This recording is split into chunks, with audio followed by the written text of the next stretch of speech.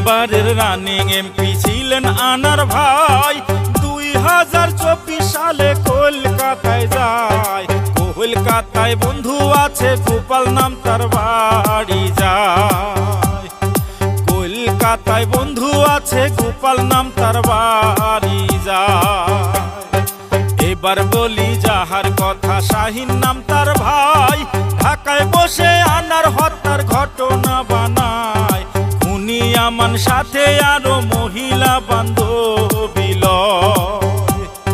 খুনি আমান আরো সাথে মহিলা বান্ধবী লয়।